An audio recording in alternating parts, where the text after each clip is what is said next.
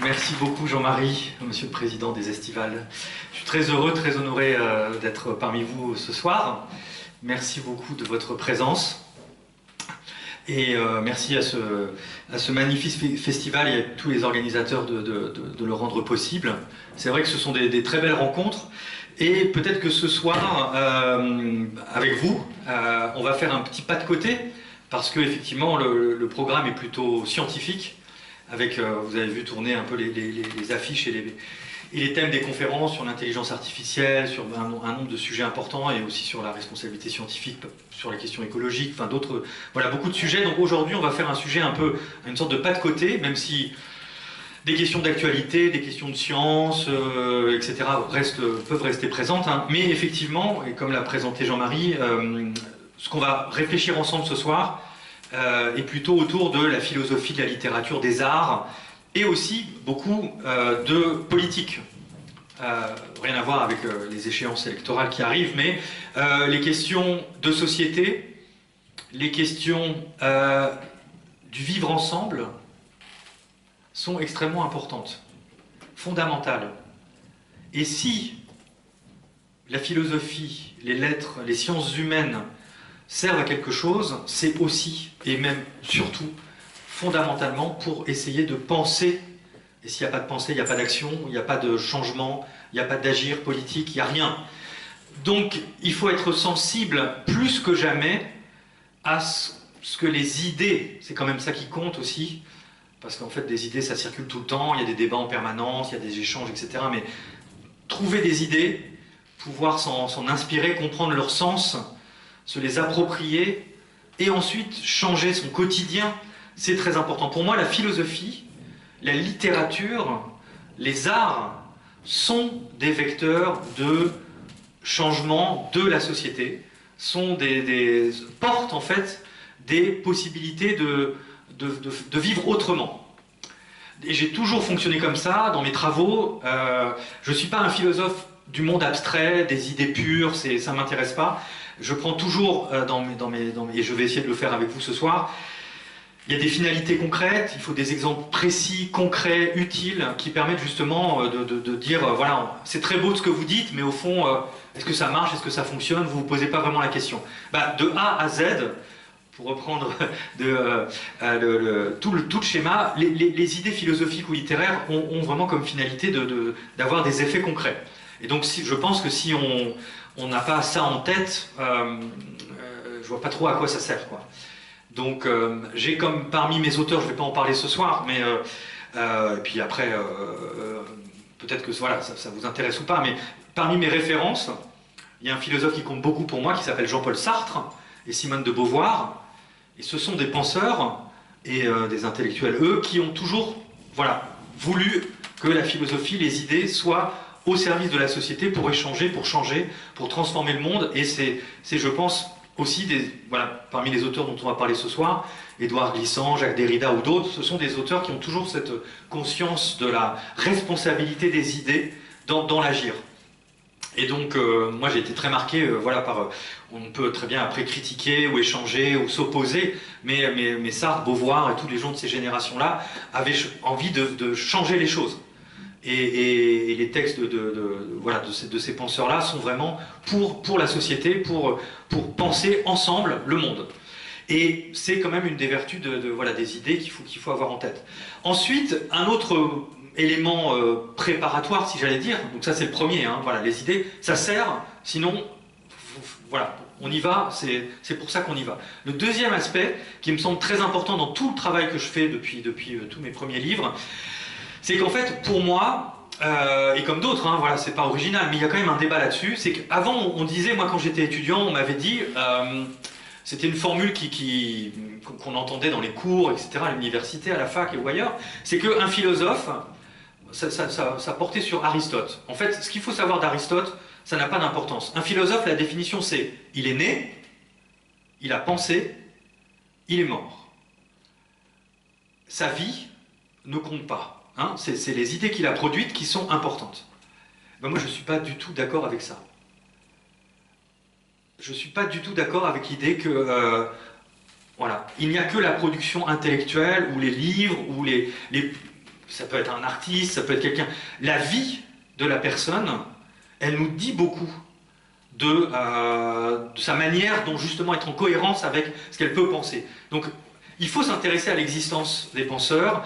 C'est toujours pour moi des clés d'entrée dans leur, voilà, dans leur rapport au monde. Parce qu'au fond, si ils ne mettent pas en cohérence ce qu'ils ont pensé et la manière dont ils ont vécu avec leurs amis, avec leur famille, avec les voyages qu'ils ont pu faire, etc., je trouve ça en tout cas dommage de déconnecter. Et moi je remets toujours la vie, l'existence des personnes, parce que c'est dans leur cheminement de pensée, et ça peut apporter énormément de choses. C'est pas du tout...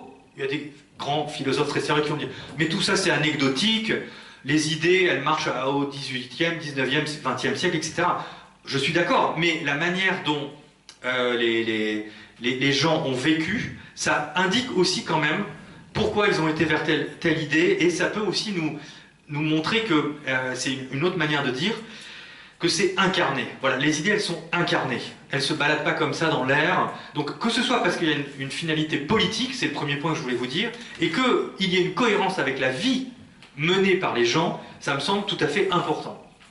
Et je reviens à cet exemple initial que je vais laisser de côté, mais il faut quand même comprendre comment quelqu'un comme Sartre, par exemple, est passé d'un anarchisme libertaire où il s'en fichait totalement de l'engagement, de la société, etc. Parce que pour lui, la société, c'était une hypocrisie, une façade, etc.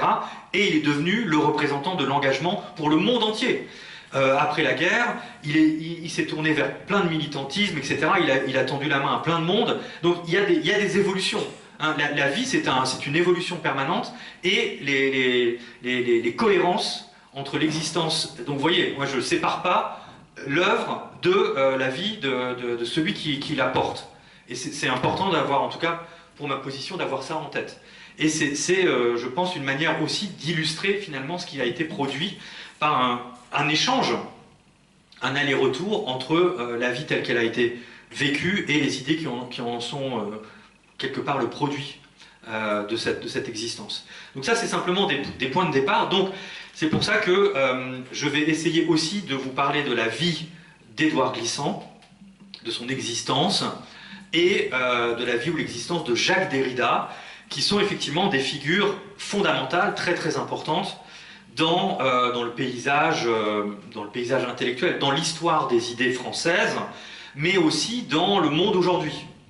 Parce que ce qui est intéressant avec ces penseurs, c'est pas un hasard qu'on prend Édouard Glissant et Jacques Derrida. Je n'avais pas spécialement fait le rapprochement avant de travailler à les rapprocher, mais c'est bien ça qui m'a amené à vous parler aussi ce soir. C'est qu'effectivement, ce sont des auteurs qui portent des idées, des messages, et ils ont tous les deux un mot très important qui est rattaché à leur parcours, à leur production.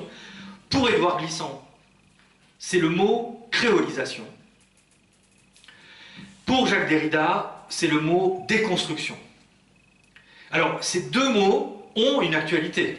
Je veux dire, les penseurs ne sont plus là, ils sont morts, et leurs idées continuent à avoir des effets. Donc ces deux mots, déconstruction et créolisation, si on ne comprend pas ce qu'ils ont signifié pour les auteurs qui les ont proposés, je ne pense pas qu'on puisse comme ça les jeter à la volée dans un débat médiatico-politique, dans une arène culturelle, sociale, etc. Ils ont vraiment un sens important. Alors, bien sûr, les idées n'appartiennent pas uniquement à ceux qui les ont produits. Ensuite, ça devient autre chose, on en fait autre chose. Et si ça circule, et si ça transforme, c'est bien. Ça évolue, d'accord, en fonction du monde qui n'est plus celui des auteurs au moment où ils ont eu ces idées. Mais pour pas être dans le prêt-à-penser ou d'avoir des idées toutes faites, après vous faites votre avis, et évidemment vous pouvez dire oui, ben moi ça m'intéresse, ou la déconstruction, je trouve ça totalement hors de propos, ou la créolisation, ça ne me parle pas, mais c'est important de comprendre quand même pourquoi c'est là, et qu'est-ce que ça veut dire en fait, avant de prendre position. Parce qu'on est quand même dans une société où on prend très très vite position, sans forcément aller quand même s'appesantir un tout petit peu. C'est quand même des idées qui sont assez complexes, assez importantes, elles ont mis du temps à être portées, développées. Et donc c'est quand même des choses sur lesquelles il faut s'arrêter juste un instant. Et si ma conférence peut vous permettre de ensuite de vous dire, c'est vrai que ça change quand même un peu le regard qu'on a sur le monde, ça change sur le monde ou sur notre environnement immédiat, ça nous permet de regarder peut-être un peu différemment. C'est quand même ça l'objectif, justement, pour ensuite, peut-être, c'est déjà ça le vivre ensemble, c'est déjà soi et les autres dans un rapport très quotidien, très direct. Alors, je vais essayer donc de vous présenter ce que veut dire le mot créolisation. Je vais ensuite essayer de vous présenter, j'essaye, hein, c'est une tentative bien sûr, de vous présenter ce que veut dire le mot déconstruction. Et ensuite, ce qui est peut-être le plus intéressant, même si on n'a pas bien compris et l'un et l'autre, et peut-être que d'ailleurs il ne faut pas forcément avoir tout de suite tout compris, c'est que quand on les rapproche, quand on voit le parcours de l'un et de l'autre, il y a quand même quelque chose qui se passe et on se dit, ces mots-là ne sont pas là par hasard, et le parcours de ces personnalités d'exception, c'est vraiment des gens qui ont vraiment un parcours unique, exceptionnel, c'est quand même vraiment très important à un moment donné d'avoir échangé un petit peu ensemble sur ces thèmes-là. Donc je vais présenter créolisation, déconstruction, et ensuite les rapprocher. Et je pense que c'est là où les choses vont commencer à se mettre un tout petit peu en place. Alors d'abord, c'est des mots savants, enfin complexes, parce qu'ils ont une certaine armature, créolisation, déconstruction, mais il y a quand même déjà un point commun, évident, ne serait-ce que dans la sonorité des termes, c'est qu'ils se terminent de la même façon, créolisation et déconstruction, et qu'ils désignent justement, et c'est très important d'avoir ça en tête, quelque chose qui n'est pas fini. Hein, c'est un processus en cours, c'est-à-dire c'est pas un achèvement. Et ça c'est très important parce qu'en fait, le point commun, alors normalement je ne vais pas parler de point commun, je vais faire ça plus tard, mais au moins juste pour introduire, c'est que, en fait, il y a deux types de rapports à l'écriture, je pense. Il y a des gens qui écrivent pour figer les choses, pour fixer les choses. Parfois on écrit, non, vous pouvez faire ça si vous avez un journal intime, on écrit pour ne pas oublier, d'accord? C'est une vertu de l'écriture, c'est au moins ça met noir sur blanc des choses. Donc l'écriture a comme finalité de fixer les choses, et avec le mot créolisation et déconstruction, c'est pas du tout le cas. C'est pas pour fixer les choses et dire c'est comme ça. C'est pour accompagner un changement. Donc c'est très important. C'est pas quelque chose qui va définitivement enfermer ou statuer ou répondre à des questions. Mais la créolisation et la déconstruction, c'est d'abord accompagner des changements et essayer d'accompagner le changement. C'est l'inverse. C'est pas écrire pour figer, c'est écrire pour mettre en mouvement. Et ça, alors, qu'est-ce qu'il raconte? Qu'est-ce que ça veut dire? Au fond, on écrit, c'est quand même prendre un stylo et noter des choses. Mais ça veut quand même dire que ce qu'on essaie de mettre en place, la manière dont on rentre dans une écriture, elle n'a quand même pas du tout la même finalité si on écrit pour figer ou si on écrit pour accompagner un changement.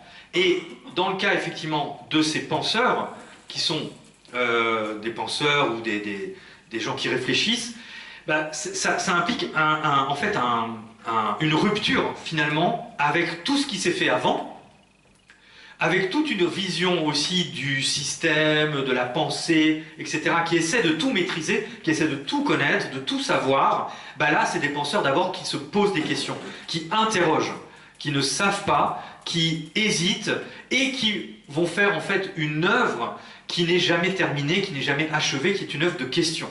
Donc c'est important quand même de se dire que on ne peut pas avoir la même attente. Vous ouvrez un livre de Derrida, de Glissant, au hasard. De toute façon, c'est comme ça qu'on fait de la philo aussi. C'est un peu y aller au tâtonnement.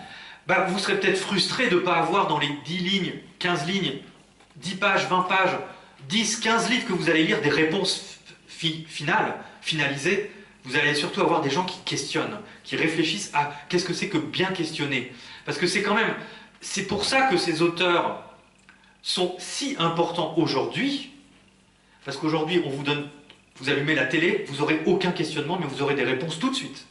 Vous ouvrez un média, on a les réponses en 3 lignes, en 3 mots. On ne veut pas aller plus loin, on veut des réponses. Ben, ça met quand même dans une drôle de situation d'avoir des réponses avant même de réfléchir à la manière de questionner, de trouver la bonne façon d'interroger. Vous allez me dire, ça va Du coup, c'est quand même un peu laborieux comme démarche, mais c'est une démarche en tout cas qui essaie de sortir justement des réponses toutes faites pour essayer de revoir en fait la manière dont on peut comprendre le monde, l'autre, l'humain, l'écologie, la politique, la technique. Tous les sujets peuvent être abordés par la créolisation et la déconstruction, mais ce qui est important, c'est d'abord de se dire que c'est des cheminements de questions et que ce n'est pas des réponses toutes faites en 3 lignes, sinon ces penseurs... voilà, faut pas s'y intéresser parce qu'ils vont vous aider à penser, à réfléchir, à questionner, mais pas avoir, voilà, encore une fois, des réponses immédiates aux choses. Et c'est un peu le contre-pied, effectivement, avec une société où on est quand même très très vite dans l'immédiat. Voilà, il faut la réponse automatique, mécanique, tout de suite. Et ça, c'est en tout cas la grande force de ces auteurs. Alors, commençons par créolisation, qui effectivement est un mot aussi... C'est donc qui va vers une ouverture, qui va vers un accompagnement des changements du regard et du monde autour de nous, avec cette idée encore une fois que c'est un mot qui se termine par, non pas un point, mais des points de suspension, hein, d'accord? C'est à venir, c'est en cours, c'est pas fini. L'idée de créolisation, c'est l'idée qu'en fait, à l'échelle du monde, hein, parlons à une échelle qui est très très large, mais qui est aussi à la fois très local, très, très direct, c'est l'idée qu'en fait, les cultures, les langues, les histoires, les mémoires, qu'elles soient individuelles, personnelles ou collectives, hein, d'un groupe, d'une communauté, vont dans la société se croiser, se rencontrer, se échanger, partager. Parfois avec des violences, avec des heurts, avec des chocs. Et on le voit, le monde n'est pas fait que, effectivement, de rencontres pacifiques et amicales. Mais l'idée de créolisation, c'est qu'en fait, la société évolue, change de cette manière-là. Parce que les cultures, les langues, etc. ne sont pas figées. C'est vivant. Hein. Nos corps sont vivants, mais nos histoires sont aussi vivantes, histoires personnelles ou histoires collectives, nos mémoires, nos langues, nos souvenirs, etc. Et donc la créolisation, c'est l'idée qu'il y a effectivement une évolution complexe, multiple, à la fois sur le plan local et aussi global, où tous ces éléments vont se rencontrer, se partager et se mettre en échange, en confrontation.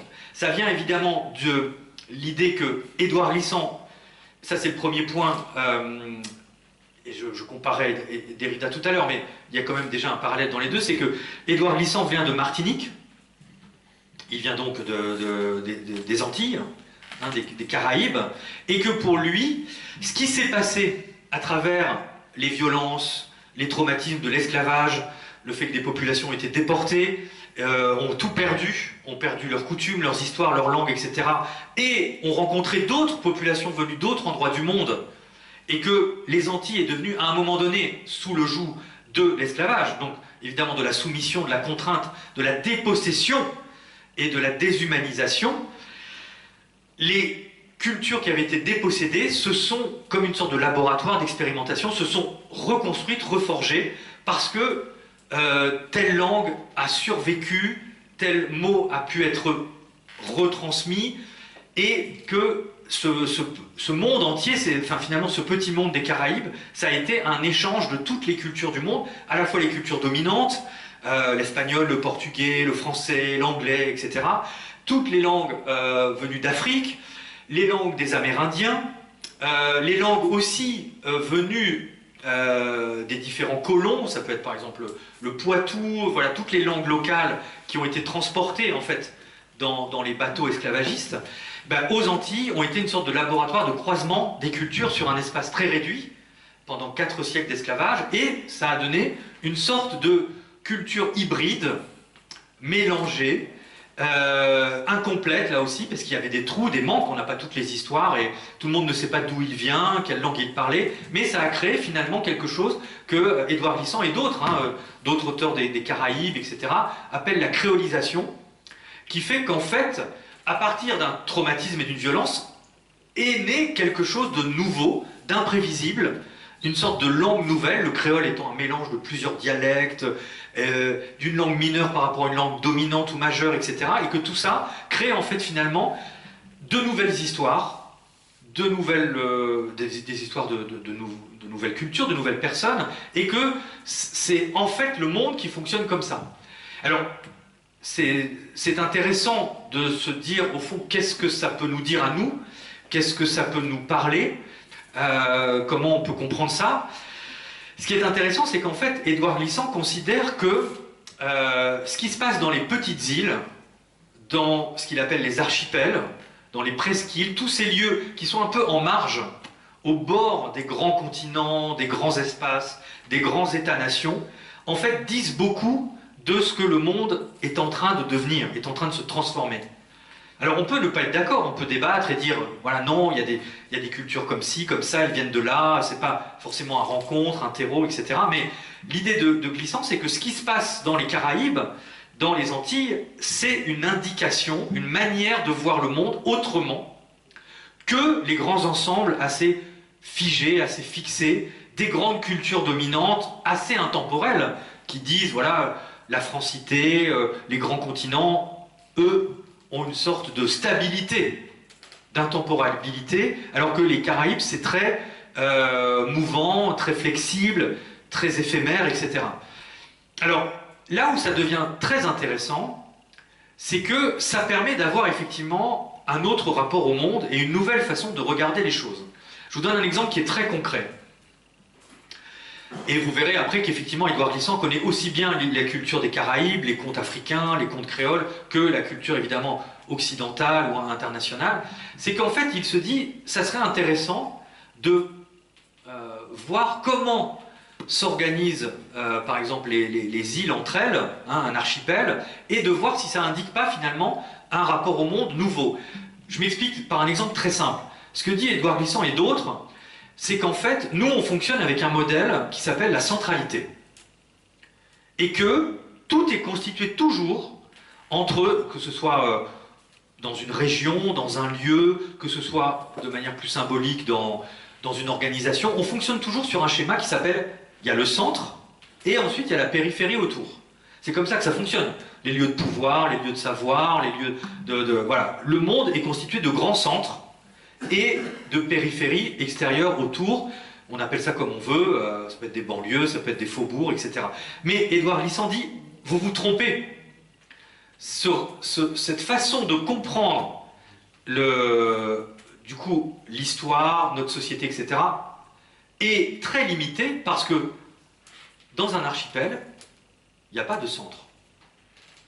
Vous prenez une constellation d'îles, un ensemble d'îles, le centre, ça n'existe pas. Toutes les îles sont connectées entre elles, elles ont des relations, elles bougent, c'est mouvant. Donc en tout cas, le schéma classique de dire il y a un centre et des périphéries, il y a des lieux importants et des lieux secondaires, il y a des lieux majeurs et mineurs, tout ce rapport au monde est finalement pas si naturel que ça, si permanent que ça, parce qu'il explique que ce qui est intéressant avec justement les relations entre les îles, c'est que quand vous allez dans les Caraïbes, il y a par exemple il y a la Jamaïque, il y a Cuba, il y a la Martinique, la Guadeloupe, Sainte-Lucie, etc. Toutes ces îles sont en connexion directe les unes avec les autres, ou entre elles, mais ne sont pas fixées par une centralité qui définirait justement un centre et des alentours.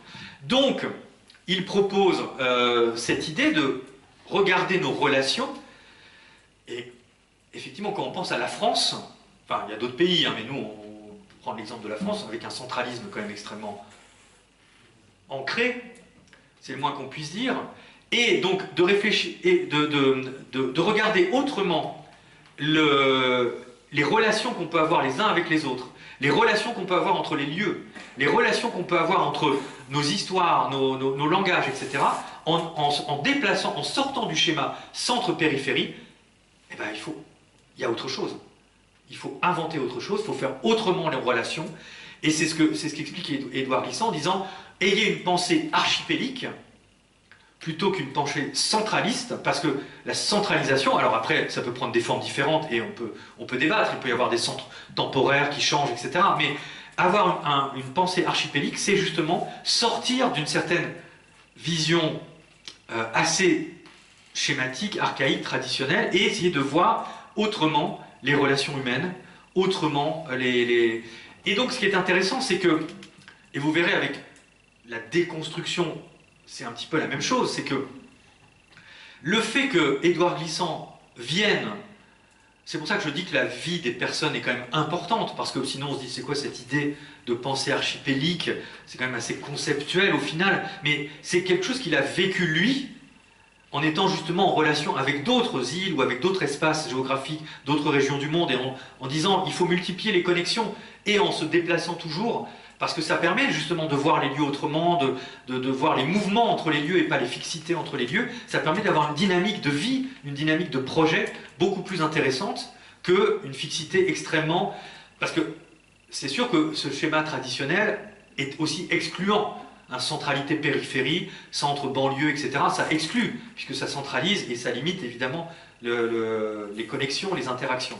Donc l'identité-relation, c'est ce qu'explique Édouard Glissant, la pensée archipélique, etc. Tout ça, c'est des mots qui vont avec créolisation et qui montrent que derrière le mot créolisation, il y a en fait toute une série de choses très concrètes, très simples, très directes, qui permettent d'essayer de changer un tout petit peu. C'est pas de penser autrement, ça c'est très massif, mais au moins de se dire qu'on peut essayer de voir sur les choses qu'on vit, avoir un axe, une prise un peu différente. Et donc le fait qu'Édouard Glissant vienne, lui, de Martinique, des Antilles, et donc de la mer des Caraïbes, qui donne un environnement différent à son rapport au monde, à son enfance, à sa façon de voir la poésie, la littérature, etc. Ça change beaucoup les choses. Jacques Derrida, dont on va parler dans un instant, lui aussi vient d'un bord extérieur, disons, de la pensée traditionnelle, puisque lui vient d'Algérie, et donc c'est une autre mer, c'est pas la mer des Caraïbes, c'est la mer Méditerranée, c'est donc un autre bord des choses. On voit aussi que le paysage autour de nous, la spatialité, la géographie, c'est, pour ces penseurs-là, le premier ancrage des idées. Donc c'est des penseurs qui privilégient, ils ne sont pas tous comme ça, hein, c'est des penseurs qui privilégient la géographie sur l'histoire, qui privilégient l'environnement d'une pensée. Un paysage nous aide à penser, une géographie nous dit beaucoup sur notre manière de circuler, de voyager, de changer de lieu, etc. Donc la géographie est première, alors que dans la tradition philosophique classique, je ne vais pas, mais Kant, Hegel, enfin tous les philosophes qu'on connaît, les classiques, c'est quand même plutôt pour eux le schéma, c'est l'histoire. C'est l'histoire qui fait les mouvements de société, etc. Mais eux, avec Derrida et Glissant, leur origine personnelle, familiale, intime, la Martinique d'un côté, l'Algérie de l'autre, sont des paysages qui sont les premiers éléments de pensée. On pense avec un paysage, on pense à partir d'un paysage. Que ce paysage soit éphémère, on ne pense pas le matin de la même manière que le soir, selon les lumières, etc. Donc il y a quelque chose effectivement d'éphémère. La géographie est très friable. Et on va le voir aussi avec leurs propres expériences tout à l'heure. Donc, la créolisation, c'est une manière pour Édouard Glissant, de penser la différence. Ce qui est très important, c'est de sortir aussi, en allant un peu plus loin, de cette idée que on pense à partir du même, on pense à partir de l'identique, de la fixité.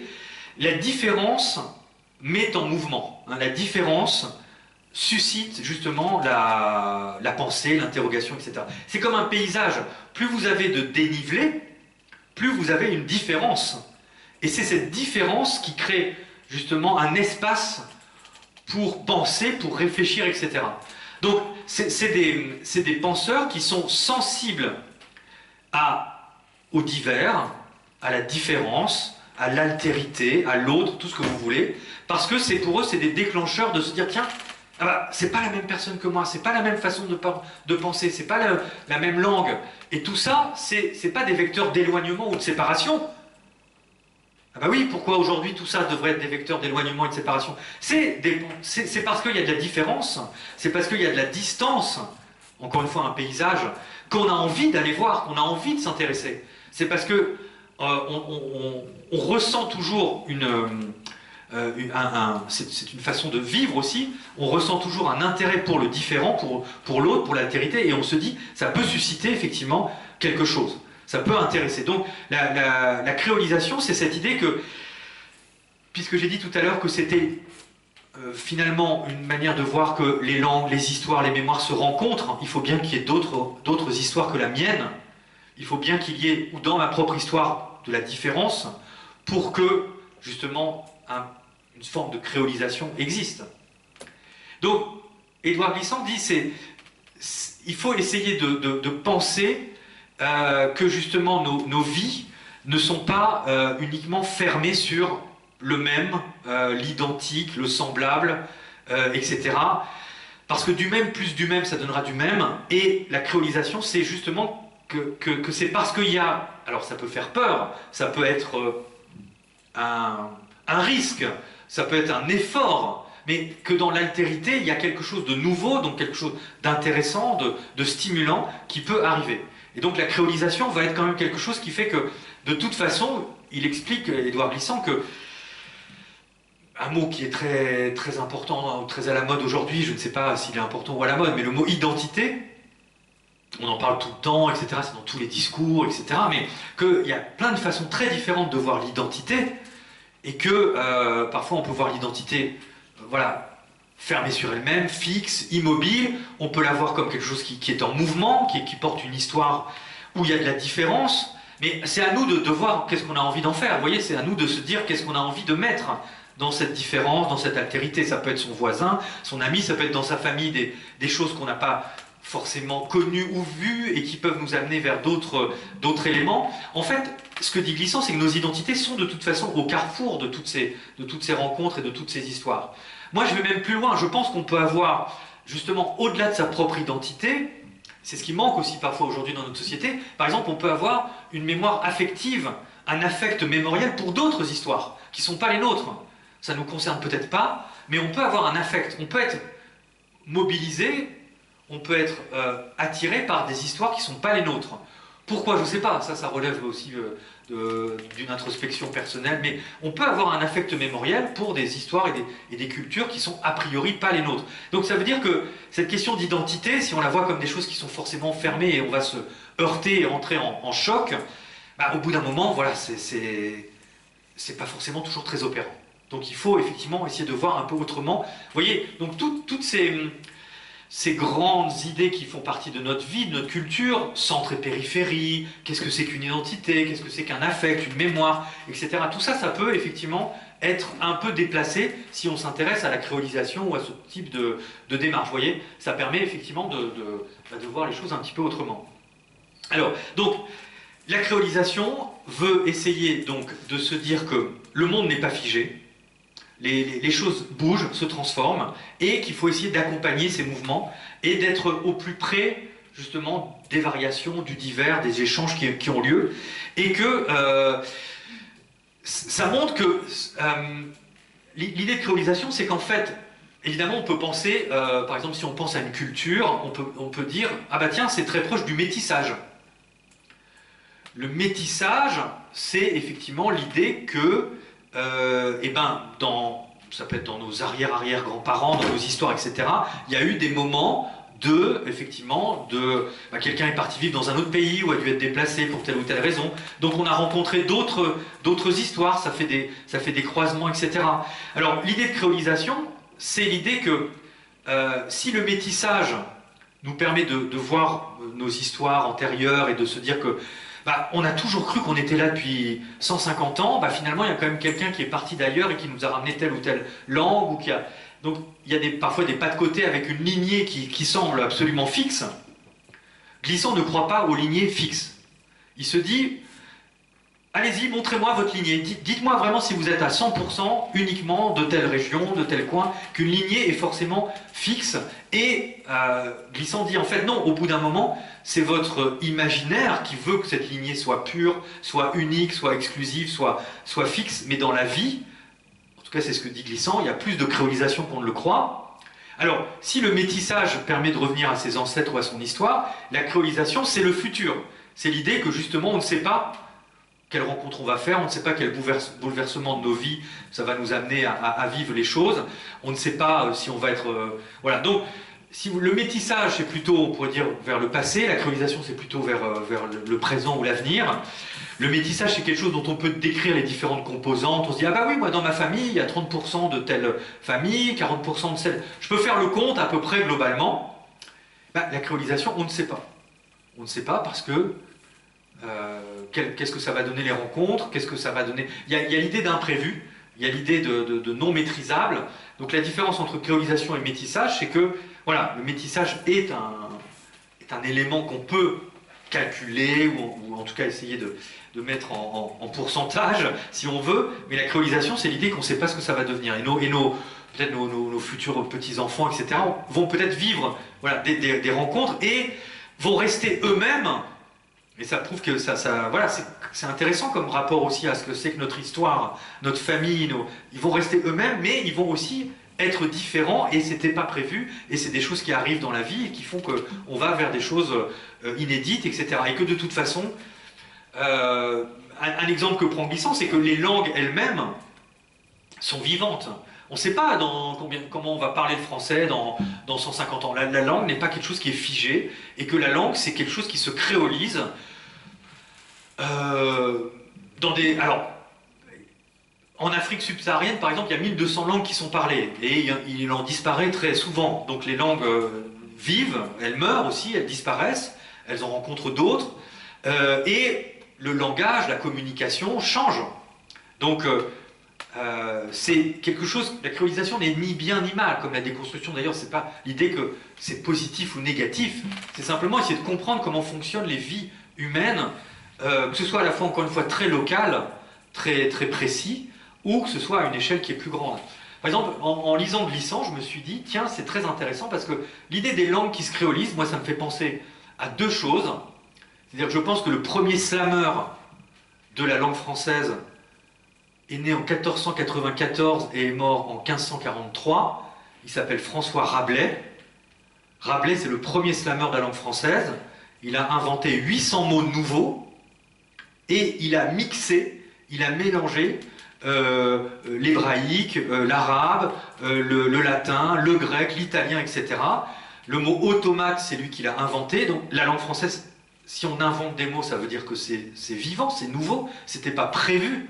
On n'a pas dit, tiens, il y a avant Rabelais et après Rabelais, on va avoir une évolution. Donc la langue, c'est quelque chose qui est fait de, évidemment, vous pouvez avoir des scientifiques, des linguistes qui vont vous donner les règles grammaticales, qui vont vous dire, on parle le français comme ça. Et si on parle comme ça, c'est pas bon, c'est pas les règles de grammaire. Donc ça n'a rien à voir avec l'idée de créolisation, ça.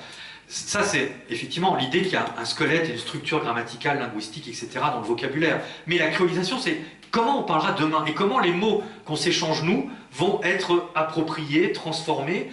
Et si on mélangeait un dialecte local, si on mélangeait aujourd'hui le corse, l'alsacien, et qu'on crée une nouvelle langue, et si on mélangeait l'occitan, et si on mélangeait avec le breton, et si on faisait en sorte que les langues ne soient pas comme ça dans des cases, hein, bien disciplinées, bien rangées, et si on faisait en sorte qu'on invente des mots, qu'est-ce qu'il a fait Rabelais? Il a demandé la permission à personne. Et ah oui, il a quand même pris un pseudonyme pour publier ses livres, parce que sinon ça allait mal se passer pour lui, ça c'est sûr. Inventer, toucher à la langue française, mais c'est ce qui se passe aujourd'hui d'ailleurs, on le voit, si on touche à la langue française, c'est un sacrilège, c'est quelque chose qui est mal vu. Et alors, mais moi je suis convaincu, parce que qu'est-ce qu'il a fait Rabelais? Il a pris du populaire, il a pris de la langue vulgaire, il a pris la langue de la rue, il a pris la langue... c'est ça, il a fait du slam, il a pris la langue de la rue, il l'a mis dans les mots, il a écrit, et lui qui était médecin, il en a fait un nouveau vocabulaire. Donc il a pris du burlesque, il a pris du provocateur, il a pris des mots du corps qu'on n'utilisait pas. Donc voilà, la langue, elle se créolise parce qu'elle vit de rencontres avec des choses qui n'étaient pas prévues, qui étaient extérieures. Et aujourd'hui, vous écoutez Eddie de Pretto, vous écoutez Iseul, vous écoutez Aya Nakamura, etc. C'est des artistes qui créolisent la langue. En fait, c'est exactement ça. Après, on aime ou on n'aime pas, peu importe. Et puis, les poètes ont fait ça tout le temps. En tout cas, la langue, c'est un espace magnifique pour voir que ce que Glissant nous disait jusqu'à présent sur nos vies, nos histoires, nos identités, nos familles, ça marche aussi avec les mots. Et avec les mots vivants qui sont justement, qui demandent qu'une chose, c'est à être créolisé, à être transformé. Donc la créolisation, ça marche dans les arts, ça marche dans les cultures, ça marche dans les langues, ça marche dans les existences. Donc il y a cette idée de traversée, de voyage, d'altérité, et justement de montrer que tout ça, c'est vivant. Voilà, tout ça c'est vivant, et c'est comme ça qu'il faut accompagner, encore une fois. C'est pas... Glissant n'a aucun système, il n'a aucune pensée systématique, il a simplement comme souci d'accompagner comment la diversité du monde est en mouvement, hein, dans toutes ses singularités, dans toutes ses complexités, dans toutes ses violences aussi, etc. Et c'est effectivement une forme aussi d'optimisme et de singularité et de regard sur le monde qui est, à mon avis, un peu à contre-courant, évidemment, à contre-temps de ce qu'on entend, nous, en permanence, puisqu'on a l'impression que si on en reste à ce qu'on entend de manière extrêmement, encore une fois, puisque je vous ai dit que c'est pas un prêt-à-penser, que c'est pas en 3 lignes que vous allez... C'est ça qui est intéressant, il faut quand même faire un effort aussi, enfin en tout cas un effort, un désir d'essayer de dire, oui effectivement, c'est pas quelque chose qui nous enferme dans une réponse toute faite. C'est sûr que ça montre que, effectivement, les choses sont plus mouvantes que la fixité qu'on essaie de nous imposer en permanence. Alors, un exemple que prend cette fois-ci Glissant lui-même, c'est qu'en fait, il montre que, parce que là, ce que je vous dis, on a l'impression que, surtout avec l'exemple de la langue, en disant que et François Rabelais et Aya Nakamura font de la créolisation, donc ça veut dire qu'entre les deux, on peut mettre quand même un paquet de monde, donc que la créolisation, il y en a tout le temps. Eh ben non. La créolisation n'est pas quelque chose qui est permanent et qui est opérant partout. Et Édouard Glissant, si j'ai le temps, je raconterai un petit peu sa vie tout à l'heure, mais ce que je dis est quand même, je pense, le fond de l'affaire. Glissant a vécu, bon, encore une fois, il vient de Martinique, des Antilles, etc. Il a passé beaucoup de temps dans 2 pays, en tout cas, la Martinique, la Guadeloupe, c'est la France, mais en tout cas, dans l'Hexagone, en France, il a passé beaucoup de temps, et aux États-Unis. Et il dit qu'en fait, la créolisation, ça marche pas partout. En tout cas, c'est pas partout présent. Alors, premier exemple où ça marche pas du tout, c'est les États-Unis. Les États-Unis, 350 millions d'habitants, etc., un pays continent, où vous avez quand même, vous allez me dire, ah bon, c'est bizarre, pourtant, tous les pays du monde, toutes les cultures du monde sont aux États-Unis.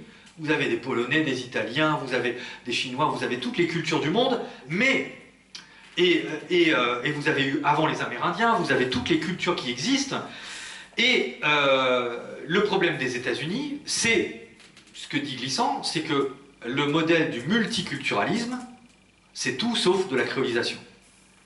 Chacun est dans sa communauté, et on ne se croise pas, et chacun vit dans sa communauté en reproduisant le plus possible ses racines, ses identités racines, etc. Donc, il n'y a pas d'identité-relation, de manière en tout cas plus fluide qu'on pourrait l'imaginer.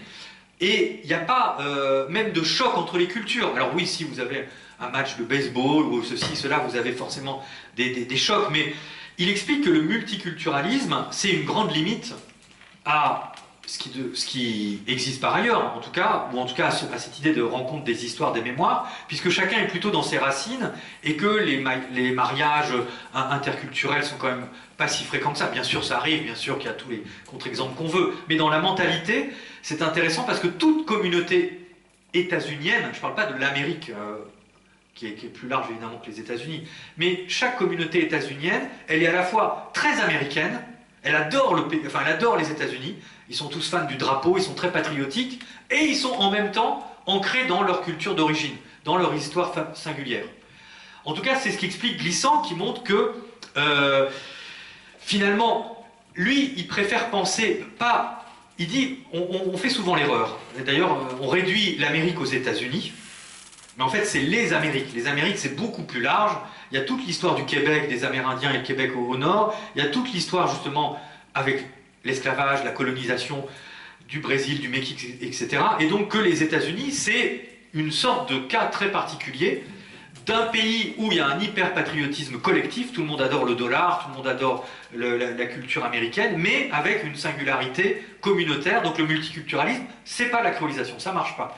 Et il prend un autre exemple qui est à l'opposé de ça, et là, j'aurais pu vous passer des extraits, mais vous pourrez tous aller voir, il y a plein de vidéos d'Édouard Glissant ou Jacques Derrida, des extraits, des conférences, tout ça, vous pourrez prendre tout ça. Donc les États-Unis, ça marche pas, il y a un autre pays qui marche pas du tout, c'est la France. Parce que le problème de la France, c'est pas du tout celui des États-Unis, bien sûr, c'est même le contraire, mais c'est pas non plus la créolisation, c'est l'assimilation. Glissant considère que c'est quand même un problème qui renvoie peut-être, moi je pense, à ce qu'on disait tout à l'heure sur l'opposition entre centralité et périphérie. C'est-à-dire que si on ne se conforme pas à un certain moule, à une certaine norme, à un certain schéma central, eh ben, il n'y a pas de diversité culturelle si présente que ça. Et Glissant dit très bien, je suis contre l'assimilation, parce qu'il considère comment ça se fait qu'on est obligé de se dépouiller d'une culture pour pouvoir partager une autre. Donc il dit, c'est quand même, il faut réfléchir à ces questions d'identité, parce que ça pose enfin, je veux dire, toute la politique permanente va vous donner des réponses toutes faites à ces problèmes qui sont fondamentaux, qui touchent des histoires personnelles, des histoires familiales. Mais comment on peut être, c'est toute la question, elle est incarnée de façon différente, comment on peut être à la fois local et global, c'est-à-dire comment on peut être à la fois soi-même dans sa singularité et en même temps être dans un vivre ensemble, un partage commun. Comment est-ce que la connexion se fait, l'interaction se fait? C'est un sujet politique majeur, enfin c'est quand même fondamental, puisque on peut avoir tout type de réponses, et des pires au pire, quoi. Donc c'est quand même cette idée que le problème de la France, c'est qu'à force de vouloir justement être dans l'intégration, l'assimilation, etc., l'uniformisation, la standardisation, vous voyez, qu'est-ce qu'on fait de cultures qui sont quand même des langues qu'on a envie de parler, des histoires qu'on a envie de partager, etc. Donc Glissant considère que c'est pas non plus un processus de créolisation, c'est un processus plutôt de fermeture, donc ça a ses limites. On peut dire que ça a ses vertus aussi par ailleurs, donc je veux pas... Mais Glissant considère qu'effectivement ni les États-Unis ni la France, l'un par le multiculturalisme, donc chaque culture est un peu dans sa ligne droite de course, et la France, où on ne veut pas qu'il y ait justement de représentation de toutes les cultures, les religions, les langues, etc., on a une tension qui se manifeste. Alors, voilà, c'est intéressant alors on dit à Glissant, alors où ça marche? Où est-ce que ça marche la créolisation? Alors ce qui est intéressant, c'est que Glissant, par exemple, considère d'une certaine façon que, voilà, forcément, lorsque la créolisation a lieu, c'est pas sur des choses qui sont forcément sur le même plan. Il peut y avoir une langue majoritaire, une langue dominante et une langue mineure. Et il dit que, par exemple, la Louisiane francophone est un espace où il y a eu de la créolisation, parce qu'il y a eu finalement une sorte de brassage, de mixité entre les Indiens Oumas, les Acadiens venus du Poitou, les cultures africaines, les cultures, etc. Il y a eu des espaces qui sont des villes où chaque culture était là, et dans ce brassage, d'autres cultures sont apparues par l'entrecroisement et l'hybridation de ces cultures. Donc ça a donné autre chose, ça a donné... Alors effectivement, peut-être que c'est un exemple qui limite, et qui montre que voilà, lorsqu'il y a le carnaval, lorsqu'il y a tous les artistes, les musiciens, que l'art évidemment exprime aussi ces changements, ces rencontres culturelles. Mais comme on parlait de la langue tout à l'heure, qui évolue aussi parce qu'on en fait rencontrer d'autres, et ben la créolisation ne marche que s'il y a des espaces justement de frottement et d'échange. Mais il faut que ça soit possible. Donc il disait que la Louisiane, avec cette tradition française d'une langue mineure par rapport à l'anglophone et la langue anglaise, avec...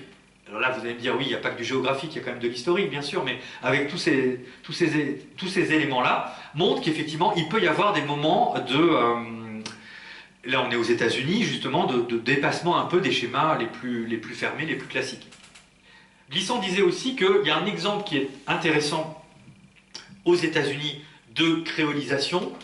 Il avait écrit un tout petit texte qui s'appelle Lettre à Barack Obama en 2008, en expliquant que Obama était peut-être quelqu'un qui pouvait incarner le dépassement justement des cultures blanc contre noir, etc., nord contre sud, banlieue contre périphérie, et surtout que Obama pouvait incarner, parce que Obama est d'un père kényan, en fait il s'appelle Barack Hussein Obama, de religion musulmane, la mère d'Obama, donc c'est des histoires familiales à ce moment-là qui incarnent une créolisation possible.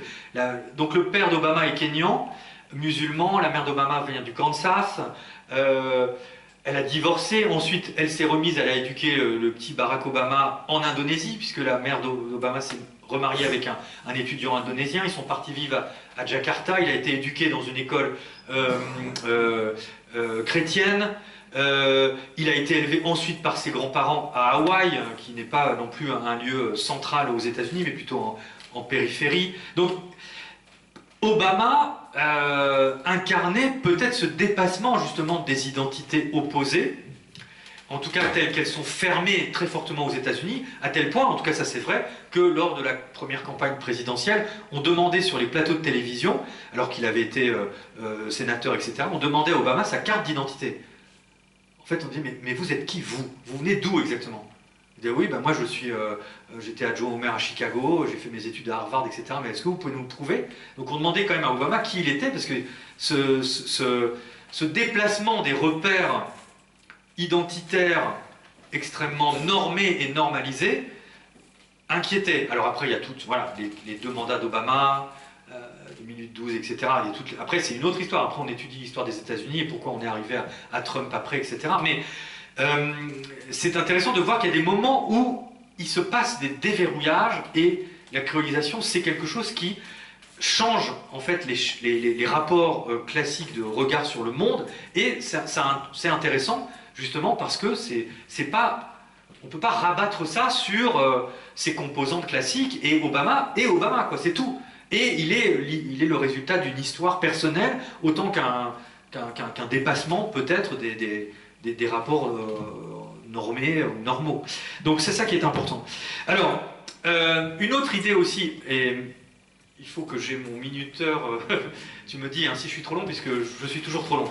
Mais juste un exemple, et je vais arrêter là évidemment sur Glissant. Un exemple qui est important aussi, puisque ce que nous dit Édouard Glissant, encore sur ces questions, moi je pense quand même extrêmement politiques et importantes, sur finalement qui nous sommes et sur ces questions d'identité, il nous dit en fait, lorsqu'on dit qui on est, encore une fois que ce soit local, global, etc., il y a toujours une part d'imaginaire qui intervient aussi dans la définition la plus rationnelle, la plus logique, la plus concrète qu'on veut donner de nous et de qui on est.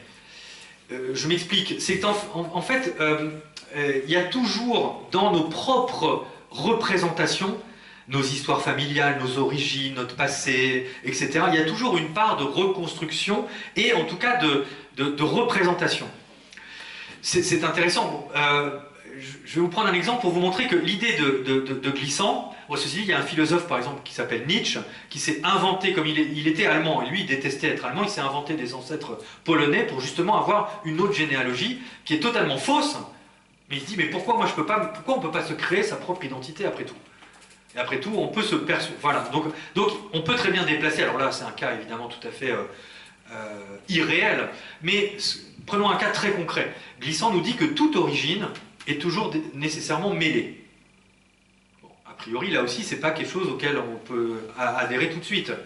Une origine n'est pas forcément mêlée. On peut avoir des parents, une histoire qui est extrêmement locale, ciblée, identifiée, etc. Mais Glissant nous dit que dans toute histoire, il y a forcément du mélange dès le début. Alors, moi, je me suis intéressé, je dis, bon, c'est pas évident, parce qu'on peut aussi prouver le contraire. Donc, mais je vais vous prendre un exemple qui nous sort un petit peu de Glissant, mais je vais prendre un exemple de foot. Parce que il n'y a pas plus intéressant que dans le soutien aux équipes de foot. Une équipe de foot incarne justement une région, une localité, un drapeau, un fanion, une langue, une histoire, etc. Le foot, c'est politique, évidemment. Le foot ou le sport en général, c'est quand même lié aussi à cette identité. Et Glissant nous dit, non, toute identité est mêlée. Alors je vais vous prendre un exemple, pas très loin d'ici, l'exemple catalan. Parce que Et là, on peut aussi continuer à réfléchir là-dessus. Mais vous prenez l'exemple du FC Barcelone, le Football Club de Barcelone. Mes et un club, c'est le slogan. C'est évidemment la représentation du catalan contre le castillan. C'est l'identité barcelonaise qui est incarnée par le club de foot. Le staff technique, tous les joueurs et l'entraîneur ne font les conférences de presse qu'en catalan. Le fanion du club reprend la couleur bleu et rouge grenat de la marmite de San Jordi, le saint patron des Catalans. Donc tout l'imaginaire, toute la symbolique de la catalanité est incarnée par le FC Barça. Par les joueurs de foot, par la... Voilà, on peut développer beaucoup. Il y a un lien fort, quoi. Il y a quand même un sentiment d'appartenance. Il y a quand même un sentiment dans les supporters, etc. Le sentiment d'appartenance, il est fort chez les humains. Et il est sans doute naturel, ou nécessaire peut-être. Mais en tout cas, le FC Barça a évidemment cette symbolique-là, lorsque ça s'oppose au Real Madrid, ou entre le catalan et le castillan. Ça, vous avez bien compris. Mais si on suit Glissant, il y a forcément une hybridité quelque part. Il y a forcément un mélange quelque part. Ça ne peut pas être du 100% catalan. Mais pourquoi? Après tout, pourquoi? Puisqu'il y a cette symbolique très forte. Mais alors, j'ai pris cet exemple juste parce que moi, j'étais justement...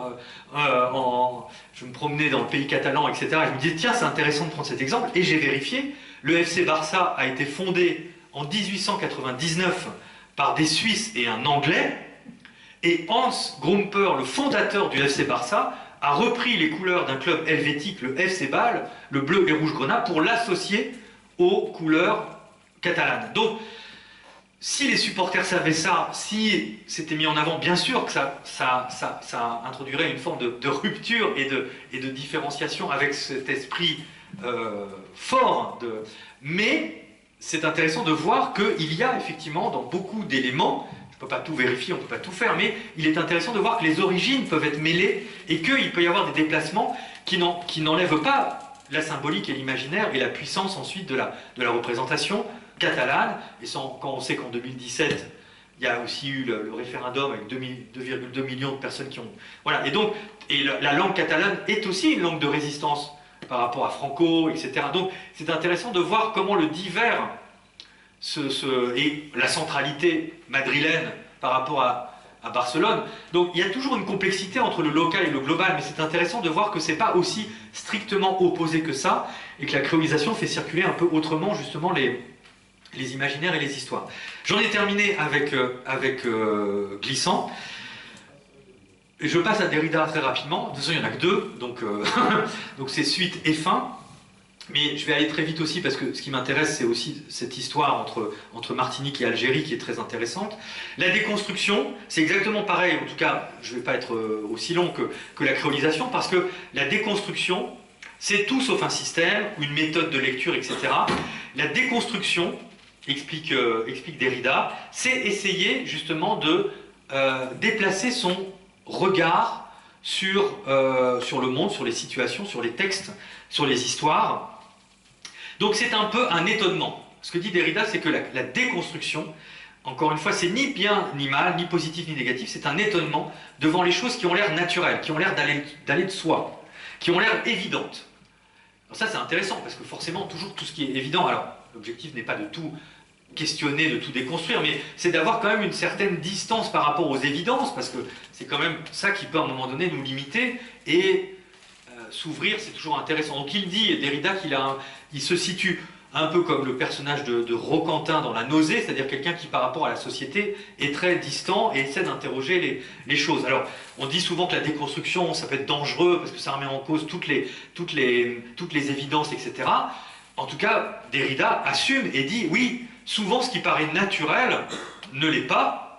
Vous voyez le lien avec la créolisation dont on parlait tout à l'heure. Et donc les essences, les définitions, les savoirs définitifs, c'est important de les ouvrir un petit peu pour pouvoir les secouer et essayer de voir les choses un peu autrement. Donc c'est toujours... Enfin, en tout cas, il y a un parallèle, je pense, entre les deux.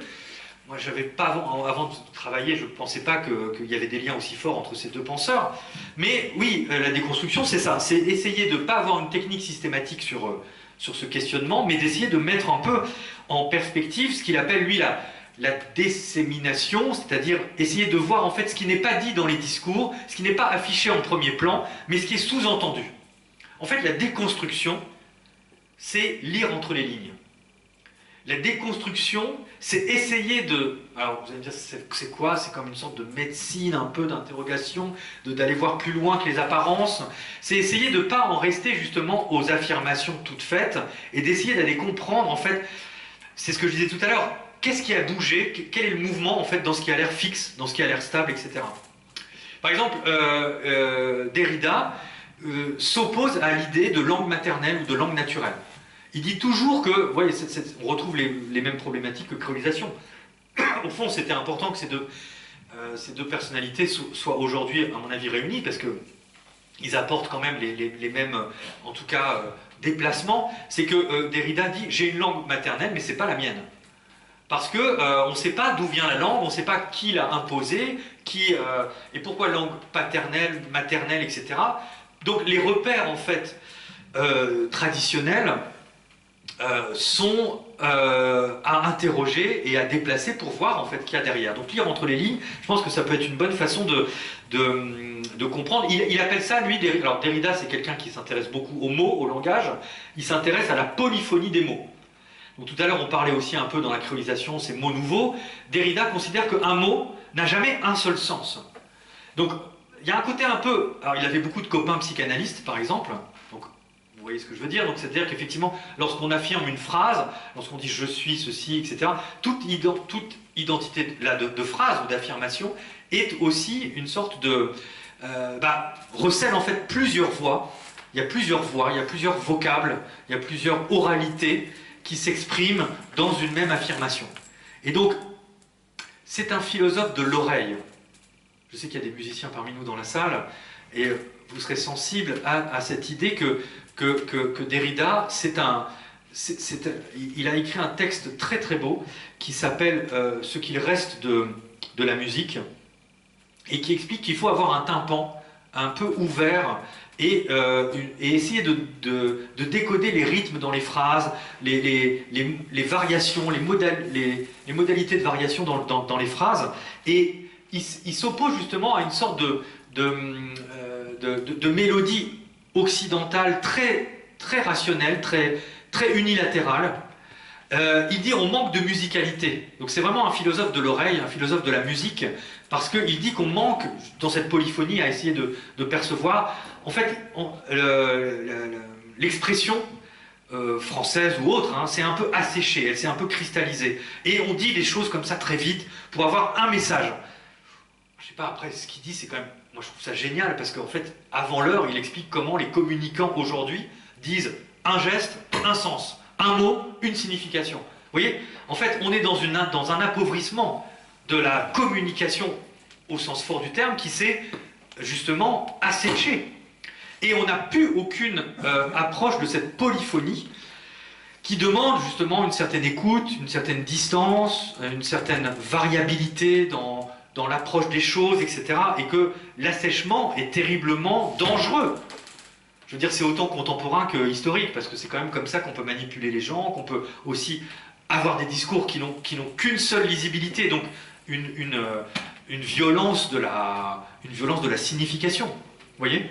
Donc, cette ouverture, et c'est très beau, parce que quand Derrida commence un texte, et qu'il commence à dire comment il entend en fait un mot, comment on peut l'entendre de différentes manières, on se dit c'est fou, cette phrase, par exemple le mot « autre », peut avoir plein de sens. Il montre qu'en fait il y a tellement de richesse. Alors ça ne veut pas dire qu'il donne une solution, mais qu'il montre qu'en fait il y a cette variabilité, cette sensibilité entre les lignes justement, ou entre les mots, qu'il faut essayer de créer. En fait, il fait un peu ce que je disais sur le paysage ou la géographie, il met des modulations, il met de la variété, il met du paysage dans des phrases qui sont parfois très linéaires, très unilatérales, etc. Et c'est très important d'avoir cette, je pense, au moins que cette approche de la déconstruction permette ça, parce qu'aujourd'hui on est parfois un peu enfermé dans un discours voilà, d'un sens très sec. Donc, alors, un autre exemple aussi, par exemple, on parlait de l'oreille, il donne un exemple aussi, déconstruire le regard. Là, je parle de la vue. Il dit, les yeux, c'est très important, il dit d'abord, les yeux, c'est la seule partie du corps qui ne vieillit pas. On a les mêmes yeux, en tout cas plus que d'autres parties du corps qui extérieurement sont plus... Peut-être c'est poétique, mais il dit, on a les yeux de son enfance. Les yeux restent quelque chose, au-delà, oui, il peut y avoir des effets... Mais ce qu'il veut dire par là, c'est qu'il y a quelque chose qui fait que le regard, que la vue, c'est aussi une manière de rentrer en communication avec l'autre et d'être en lien, en relation, justement, avec autrui par le regard. Et il dit aussi qu'il y a... il fait des très beaux textes sur les larmes, et en fait il dit justement on n'est pas assez attentif à ce que disent les yeux, qui évidemment ne s'expriment pas par des mots, mais il y a des yeux d'admiration, il y a des yeux de haine, il y a des yeux d'amour, il y a des yeux de concentration, il y a des yeux d'effort. Donc vous voyez, il fait aussi une forme de variation en disant voilà, que les yeux peuvent nous dire beaucoup de choses, et qu'en même temps, voilà, c'est ce qui est identique entre guillemets à ce qu'on avait quand on était enfant, quelque chose qui n'est pas de la même évolution que les cheveux par exemple, ou que les poils ou d'autres choses comme ça, et en même temps qu'il y a toute cette richesse d'une autre communication par le regard.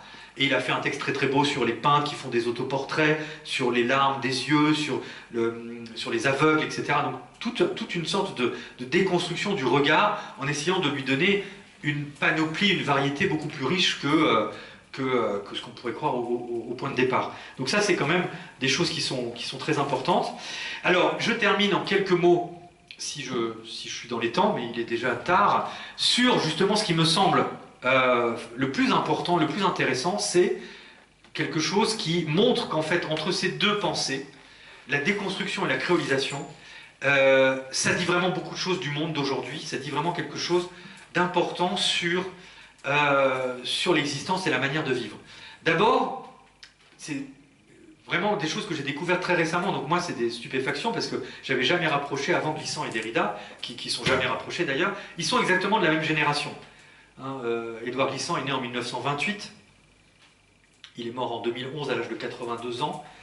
Jacques Derrida est né en 1930, 2 ans après, il est mort en 2004 à 74 ans. Et donc ils sont nés à 2 ans d'écart. D'abord, ils ne portent pas, ça c'est sur la question de l'identité, c'est quand même extrêmement marquant parce que, encore une fois, je vous ai dit, mon point de départ, c'est que je pense profondément qu'on ne peut pas séparer la vie de l'œuvre. On ne peut pas séparer l'existence, on peut faire des débats si vous voulez là-dessus, mais à leur naissance, ils ne portent pas leur prénom. Jacques Derrida ne s'appelle pas Jacques, il s'appelle Jackie. Édouard Glissant, il ne s'appelle pas Édouard, il s'appelle Mathieu.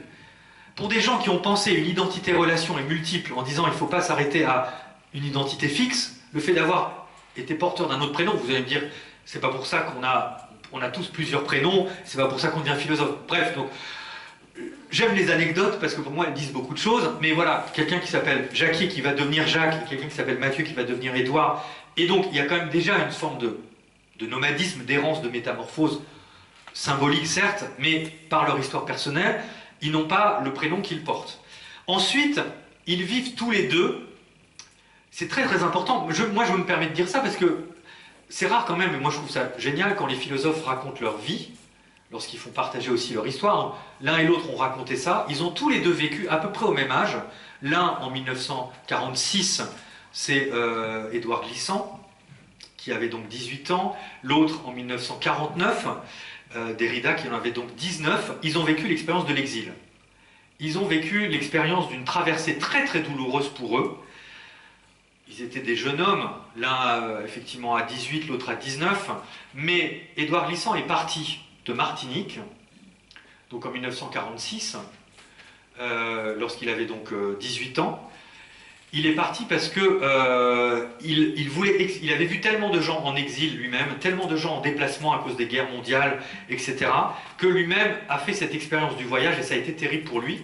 Il a fait 3 ou 4 semaines de traversée de la Martinique pour arriver jusqu'au Havre, au port du Havre. Et ce déplacement à fond de cale, il était en 4e classe, il avait une bourse d'étudiant pour partir étudier à Paris, mais c'était quand même très très difficile les conditions de voyage. Ça a été un traumatisme que je raconte aussi, parce que c'est une expérience dans le bateau Le Colombie, un paquebot de 150 mètres de long, où il était effectivement en 4e classe. Ça a été une expérience très très dure pour lui.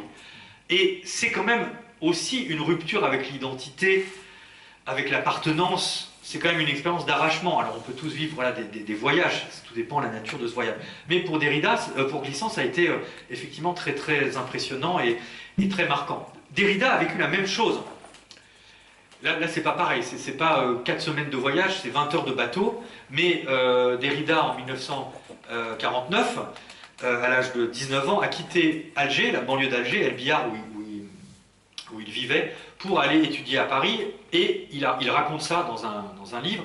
Il a passé 20 heures à vomir, il a passé 20 heures à avoir le tournis, le mal de mer. C'est la première fois qu'il prenait le bateau. Et c'est des traversées pour eux, peut-être aussi à l'époque, ou dans les conditions de vie qu'ils étaient. Ils ne pouvaient pas envoyer un message ou téléphoner pour dire « je suis bien arrivé ». Il n'y a pas les textos ou les portables.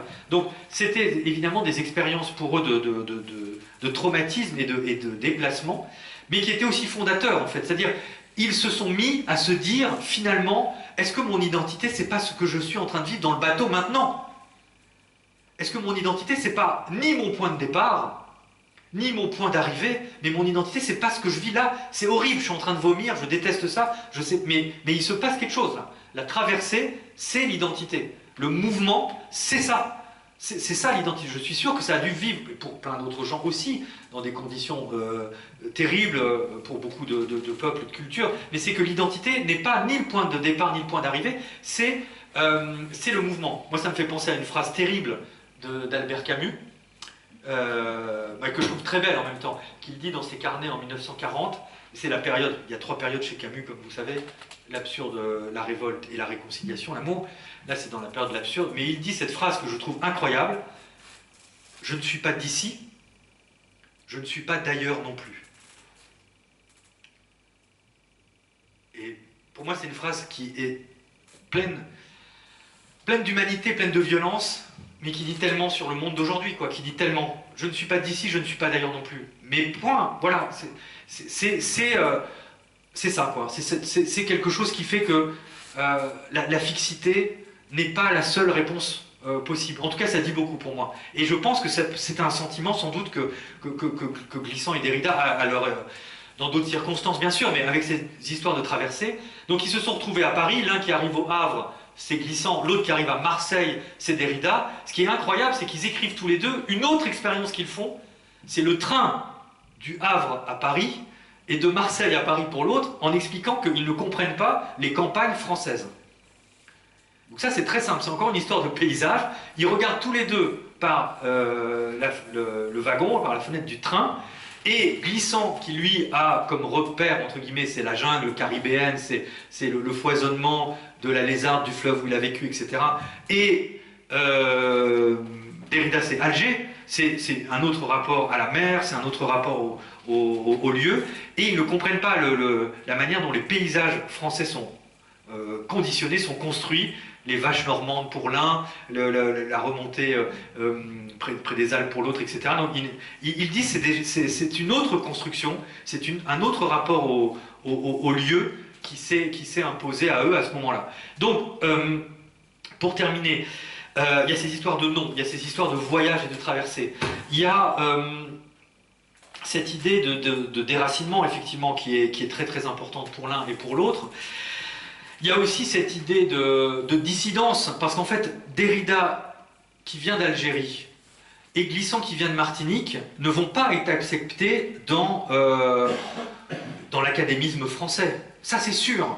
Mais ça, c'est quand même un problème, je pense. Alors, vous allez me dire, c'est un problème qui n'est pas aussi central que ceux qu'on a évoqués par ailleurs, mais le fait que des personnalités comme ça ne soient pas acceptés dans les grandes universités, dans les grandes écoles, dans la culture française, qu'ils font, qu'ils incarnent à leur manière. Derrida, à partir de 1966, va faire toute sa carrière aux États-Unis et va, avant même d'inventer la déconstruction, va être le premier en 1966 dans un grand colloque à inventer le post-structuralisme, c'est-à-dire à s'opposer à ces grands références de l'époque qui sont Lévi-Strauss, Barthes, Lacan, etc., en disant lisez entre les lignes. Donc la méthode de Derrida, elle s'oppose à des grandes figures, évidemment intellectuelles, mais elle est très originale et elle n'est pas acceptée dans l'académisme universitaire français. Pareil pour Glissant, qui a fait aussi toute une carrière, je l'ai dit tout à l'heure, en tout cas en Louisiane, puisqu'il a été professeur à Bâton Rouge. Et alors, je termine parce que beaucoup de points communs évidemment entre ces deux personnalités, mais il y a 3 rencontres. Ils se sont rencontrés 3 fois.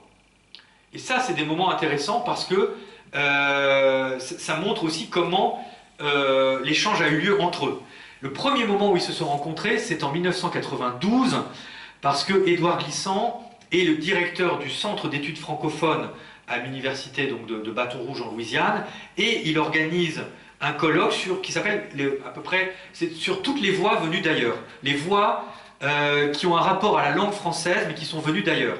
Donc il invite Nicole Brossard, une grande écrivaine québécoise, il invite, donc c'est Édouard Glissant qui invite ces gens-là, Valentin Yves Mudimbe, un grand écrivain et philosophe congolais, il invite Gayatri Spivak, une indienne de langue anglaise. Donc il fait un colloque, une rencontre Glissant avec des écrivains qui ont des voix multiples. Donc c'est intéressant de voir comment il veut dialoguer avec tous ces gens-là, et il invite Derrida, qui justement se définit dans ce colloque comme franco-maghrébin, avec le tiret entre les deux, franco-maghrébin, c'est dans un texte qui s'appelle Le monolinguisme de l'autre, et il y a un débat, alors c'est moi qui le fais un peu a posteriori, mais il y a un débat sur le tiret. Parce que l'identité de Derrida, c'est franco-maghrébin de culture juive aussi, évidemment, et il dit, est-ce que le tiret n'est pas le trait d'union? Est-ce que c'est pas quelque chose qui écrase l'union? Qu'est-ce que représente en fait un tiret lorsqu'on associe plusieurs mots? Vous allez me dire, c'est une question purement linguistique ou purement de symbolique du petit tiret, parce que Édouard Glissant va construire tout son univers philosophique après sur la relation, sur le mot tout monde, avec un tiret aussi entre tout et monde. Mais moi je pense que le tiret c'est très très important en fait dans les mots, parce que c'est justement l'idée que le tiret c'est comme un pont en fait entre deux mots, entre deux rives.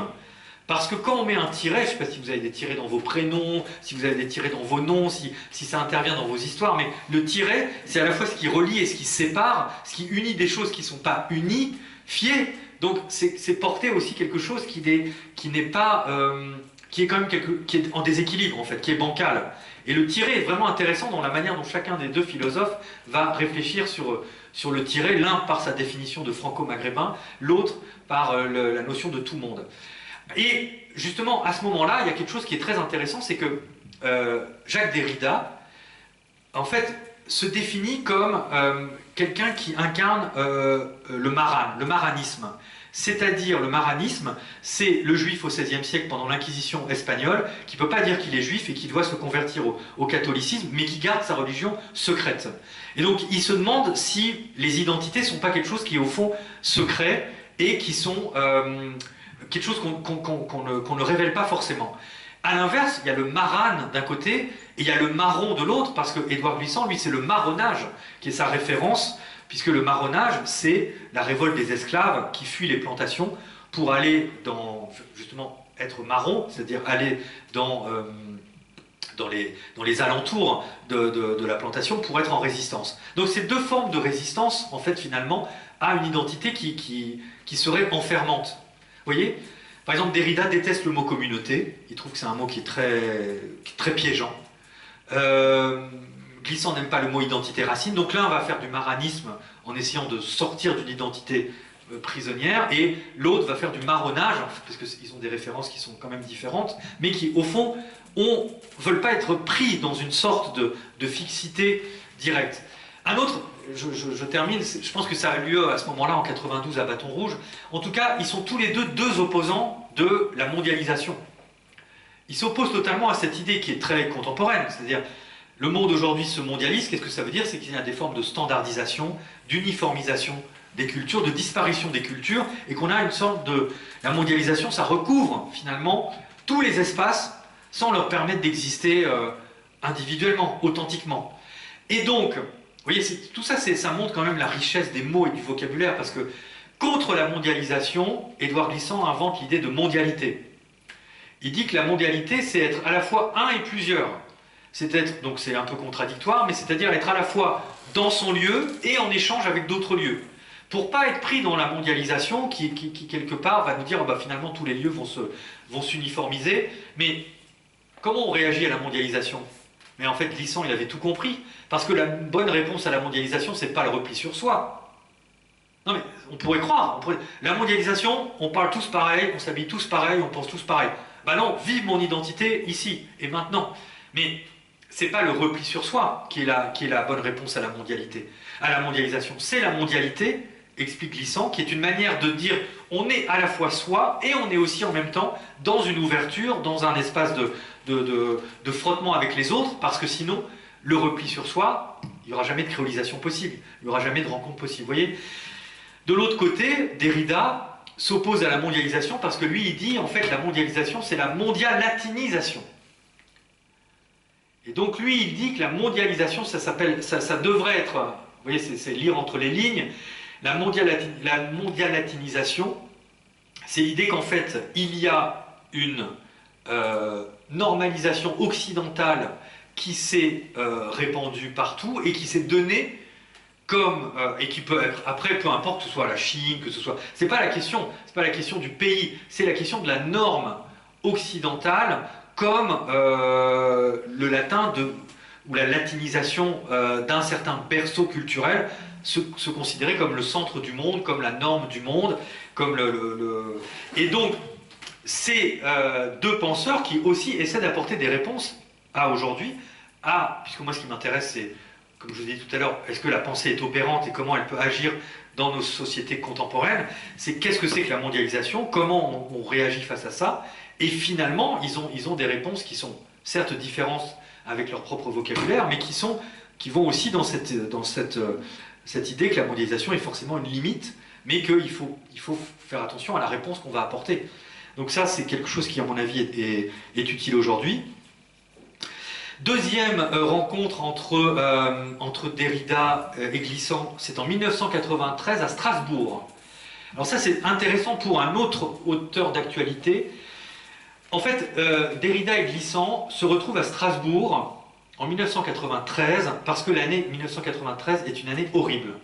Au premier semestre 1993, plus d'1 millier d'écrivains, de journalistes ou d'artistes sont assassinés, enfermés, tués dans le monde. Tahar Djaoud, par exemple, un écrivain algérien, est assassiné. Il y a des meurtres d'artistes, et vous allez voir à qui je pense dans un instant, et que c'est tout à fait très actuel. C'est pour ça que là aussi c'est en lien avec ce qui se passe aujourd'hui. Donc Derrida et Glissant se retrouvent à Strasbourg parce qu'il y a un grand projet, au début très improvisé, de réunir des artistes, des écrivains pour créer à Strasbourg un parlement international des artistes, des écrivains. Pour essayer parce qu'il y a beaucoup de gens assassinés à cette époque. Bon, l'Algérie, c'est les années noires, c'est terrible, etc. Et vous avez, donc, en novembre 1993, à Strasbourg, vous avez Derrida, Glissant, vous avez Toni Morrison, l'écrivaine africaine-américaine qui vient juste de recevoir le prix Nobel, première fois qu'une femme africaine-américaine reçoit le prix. Vous avez Susan Sontag, vous avez Assia Djebar d'Algérie également, vous avez plusieurs personnalités internationales qui se réunissent pour dire est-ce que les écrivains sont une espèce menacée? Est-ce que les artistes qui s'expriment, est-ce que la liberté d'expression, la liberté de création, en 93, c'est vraiment... Il faut essayer de se remettre dans le contexte, voir un peu les reportages de l'époque. La liberté de création et d'expression est vraiment en première ligne et par cette menace. Et ça se passe sur la chaîne Arte. En direct, il crée ce Parlement international des écrivains en faisant venir celui qui va devenir pendant quelque temps le premier président du Parlement international des écrivains, c'est Salman Rushdie. C'est Salman Rushdie qui est justement... dont on sait qu'il vient sortir le texte Le Couteau, traduit évidemment dans une vingtaine de langues sur ce qui s'est passé évidemment à Ithaca lors de sa dernière conférence, vous savez très bien, en 2022. Donc Salman Rushdie, c'est le symbole de la liberté d'expression qui est menacée, et il y a aussi Pierre Bourdieu, voilà, il y a toute une série d'intellectuels qui se disent, autour de Rushdie, faisons quelque chose. Et là, c'est très important parce que c'est, dans le parcours de Derrida par exemple, 93, Il meurt 10 ans plus tard, malheureusement, enfin en tout cas en 2004, mais c'est la dernière décennie de Derrida, hein, je parle de Derrida, va être politique. Tous ces textes vont être politiques, ça va être un grand tournant, c'est aussi la fin de la chute du mur de Berlin, etc. Donc on sort de la guerre froide, 93 c'est aussi quand même... Et donc Derrida va faire un texte qui est formidable, qui s'appelle Les spectres de Marx. Il n'a jamais été marxiste, alors qu'il baignait forcément dans un milieu intellectuel hyper marxiste. Son collègue à l'école, c'est Althusser et tout ça. Donc et Derrida écrit la première fois qu'il parle de Marx, c'est au moment où Marx est mort, enfin où le marxisme c'est mort et enterré, et il va faire un nouveau travail qui est passionnant sur la responsabilité, sur ce qui se passe en Afrique du Sud, sur la loi, la justice, donc la déconstruction des institutions, des valeurs qui semblent absolument éternelles, définitives. Il va faire une déconstruction de l'Europe. Il va faire une déconstruction de l'éducation, de l'identité politique. Donc tous les concepts politiques, Derrida va montrer qu'est-ce qu'il y a de flottant dedans. Par exemple, il dit la démocratie n'existe pas. La démocratie, c'est une sorte de rapport de force entre les espérances individuelles, singulières et les institutions qui sont souvent peu démocratique, même dans les pays qui se disent démocratiques par rapport aux médias, etc. Donc il fait quelque chose qui est très actuel aussi, c'est justement de frotter les notions politiques majeures, en fait, des grandes idées contemporaines. Et c'est à partir de 93 notamment que ça se met en place, avec Salman Rushdie, qui a cette... Glissant fait pareil, il est aussi dans sa période où il défend le tout-monde, la créolisation, etc. Et ensemble, Derrida et Glissant, et Salman Rushdie, Toni Morrison, vont créer les villes-refuges.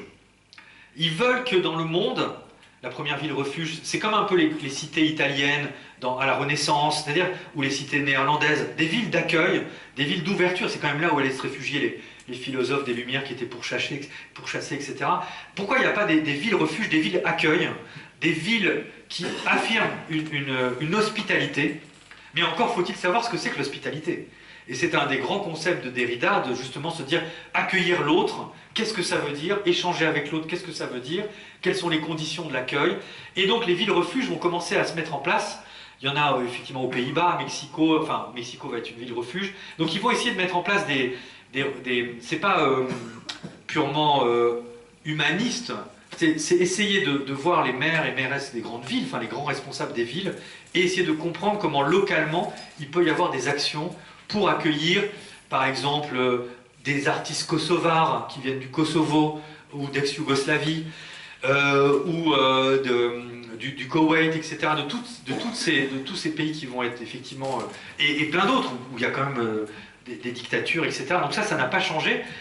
Je veux dire, la situation du monde est quand même aussi très très violente. Et donc ces gens-là essayent de mettre en place, avec les moyens qu'ils peuvent avoir, des espaces de rencontre où ils savent très bien que ce sont les écrivains, les artistes qui vont pouvoir essayer de penser, mais j'écris penser P-A-N, S, etc., de penser les plaies justement des violences contemporaines. Donc c'est tout ce travail de ville-refuge qui va se mettre en place. Et donc c'est un long travail de 6-7 ans, etc., où Derrida et Glissant vont être tous les deux vice-présidents du Parlement international des écrivains autour de Salman Rushdie. Pour moi c'est très fort, c'est très symbolique. Il y a aussi des femmes, Toni Morrison, Susan Sontag, Assia Gebhard, c'est autant hommes et femmes, et c'est une communauté d'esprit qui pense l'hospitalité, dont on attend aussi besoin aujourd'hui de comprendre ce que ça veut dire. Et ils ont beaucoup, beaucoup travaillé là-dessus. Et la dernière, et après je m'arrête là, et si vous avez des questions, et que vous êtes resté jusqu'au bout, bah, vous me direz si ce que je vous ai dit vous a intéressé. Mais la dernière rencontre est assez bouleversante, c'est à l'été 2004.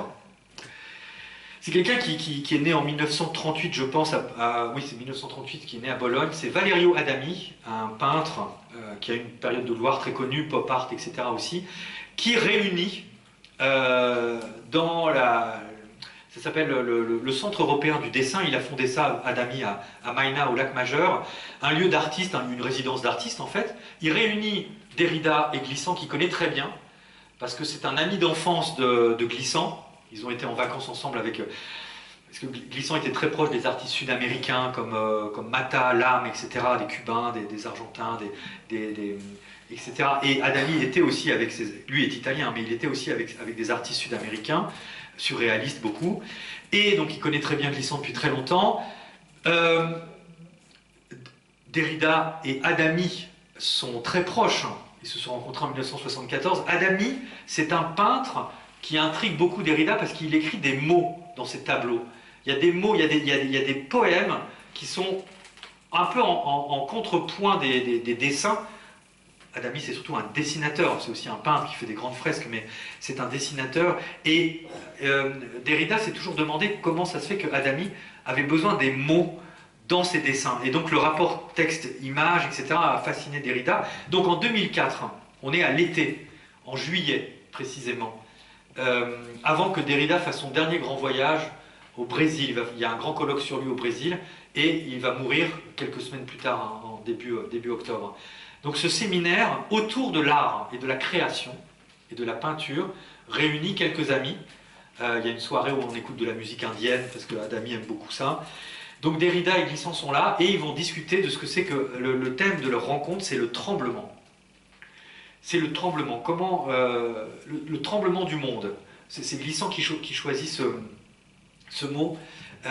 Il considère que le tremblement du monde, c'est comme lorsque des oiseaux sur un lac d'Afrique commencent à tous partir d'un seul coup et à voler dans les airs. Il y a une sorte de tout est en mouvement, tout est en vibration. Le mot trembler, Derrida va se l'approprier et va faire comme il fait cette polyphonie, c'est sublime ce qu'il dit. Il dit d'abord que Derrida, quand il était enfant, donc vous voyez, ça c'est la méthode de déconstruction qui est en fait tellement belle qu'on oublie en fait ce que c'est aujourd'hui. Lorsqu'on dit à Derrida, parlez-nous du tremblement, c'est quoi pour vous? D'abord, Derrida dit, moi quand j'étais enfant dans les années 40, je tremblais. Parce qu'il y avait en Algérie, il y avait les bombardements, il y avait la guerre. Le tremblement, c'est d'abord un enfant qui tremble, et comme tout le monde d'ailleurs, lorsque les murs tremblent, et lorsque les bruits sont assourdissants. Et le tremblement, c'est aussi le tremblement du peintre et de l'écrivain, qui, sans trembler, en fait le tremblement, c'est le mouvement, c'est l'agitation. C'est aussi quelque chose qui fait que la pensée s'articule à la main, et le tremblement, en fait, c'est le prolongement de la pensée. Et il termine aussi en disant que lui, il a aussi un tremblement parce qu'il est atteint d'une maladie, et que le tremblement, c'est aussi les derniers signes de son existence. Donc il fait une sorte de traversée de tous les sens, il y en a beaucoup d'autres encore, du mot trembler. Évidemment, il va chercher aussi le tremblamento, etc. Il va trouver toute une résonance de mots dans l'art ecclésiastique, dans les épîtres, dans différentes cultures. Lui-même, en fait, il fait trembler le mot. C'est-à-dire qu'on se rend compte que la déconstruction, c'est faire trembler les mots, justement. Montrer qu'en les secouant, on trouve des choses diverses et différentes. Et c'était le dernier mot sur lequel il s'interrogeait. Derrida meurt d'un cancer donc à 74 ans début octobre. Glissant donc l'avait vu quelques semaines avant, et comme tous les amis et puisque c'est Derrida et comme Glissant ont des sortes d'amitié incroyables à travers tout le monde entier, quoi. Le monde entier connaît Derrida et Glissant, et la France les oublie parfois, ces grands penseurs, mais donc il y a une émotion immense dans des lieux du monde très très diverses. Et effectivement, c'est sur cette dernière rencontre que finalement la déconstruction et la créolisation se sont rencontrées, se sont frottées l'une à l'autre. Voilà, je vous remercie beaucoup.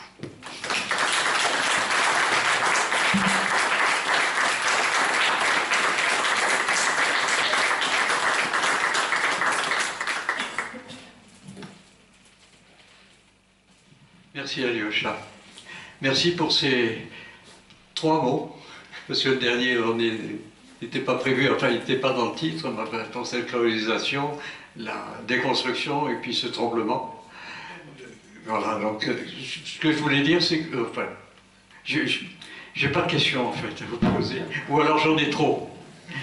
Parce qu'il y a énormément de choses, justement, pendant tout le long de cet exposé, il y a presque à chaque instant, il y avait de quoi rebondir et repartir sur quelque chose. Et j'avoue que bon, c'est pas le moment. La seule dernière petite chose, si je peux compléter, ce tremblement des oiseaux, ça s'appelle la murmuration. Et je crois que c'est un joli mot également, oui. Voilà. Ces vols des tourneaux, qu'on peut voir qui sont magiques. On se demande comment les... Voilà, Ah oui, la C'est des murmuration. bandes, oui. Il y a le même phénomène chez les bancs de poissons, mais chez les étourneaux. Et il y a des mathématiciens, italiens surtout, qui se penchent sur ce problème-là et qui veulent modéliser et comprendre comment les oiseaux peuvent arriver en si grand nombre sans jamais se heurter, et c'est ça qui est extraordinaire, et faire un spectacle, parce que c'est quelque chose de magique. Enfin, on est loin d'Édouard Glissant et de Jacques Derrida. Voilà. Je vais passer la parole pour les questions. Effectivement, pour moi aussi, votre propos m'a fait réfléchir énormément. Et alors, je vais quand même vous poser une question, mais quelque chose qui a changé en moi dernièrement. Je déteste l'anglais, la langue anglaise. Je trouve que c'est une langue horrible, parce que c'est la langue de la mondialisation, mais c'est surtout la langue de la colonisation. En ce moment, j'ai cette impression-là. Je vais choquer beaucoup de personnes, mais pour moi, depuis longtemps, je n'ai jamais appris l'anglais et j'en ai marre qu'on écoute des musiques anglaises sans arrêt à la radio, qu'on écoute des mots anglais qui sont intégrés dans le langage, notre président de la République étant un fameux pour ça. Et dernièrement, j'ai eu à lire un livre, on m'a conseillé de lire un livre qui disait que j'avais finalement raison de ne pas aimer l'anglais, puisque ce livre disait « L'anglais n'existe pas, c'est un patois du français ». C'est un Italien qui a écrit ce livre, je ne me souviens plus le nom exactement de ce livre, et extraordinaire, parce que cet auteur dit qu'il y a plus de 8000 mots anglais qui viennent directement du français ou du normand. Donc je me dis, finalement, si je parlais anglais maintenant, eh bien, je parlerai français. Donc je suis plus anti-anglais. Mais par contre, là où je vais vous poser une question, et ça m'a trotté, je suis comme toi, je pense à certaines choses. À la fin de la Deuxième Guerre mondiale, il y a des gens qui ont dit on en a marre de tous se foutre sur la gueule, et ils ont dit on va essayer de changer les choses et de devenir citoyens du monde. Et ça a commencé vers 1946, et aujourd'hui on n'en entend plus du tout parler. Parce que avoir un passeport du monde, c'est quand on va aux États-Unis, d'où venez-vous? Je viens de la Terre, je suis citoyen du monde, retournez chez vous. Ça s'est passé comme ça.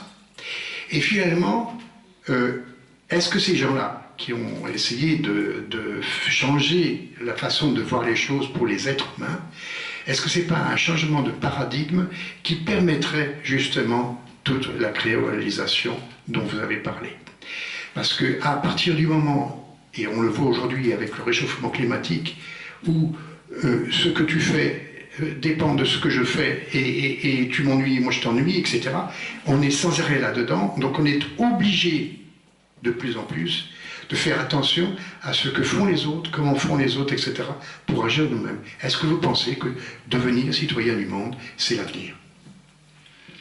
En tout cas, merci beaucoup pour votre double intervention sur la langue anglaise. C'est très intéressant ce que vous dites. Mais moi, j'allais vous conseiller de lire, par exemple, justement, un livre de Salman Rushdie ou de gens qui écrivent dans une langue qui n'est pas la leur, mais dont ils se sont appropriés.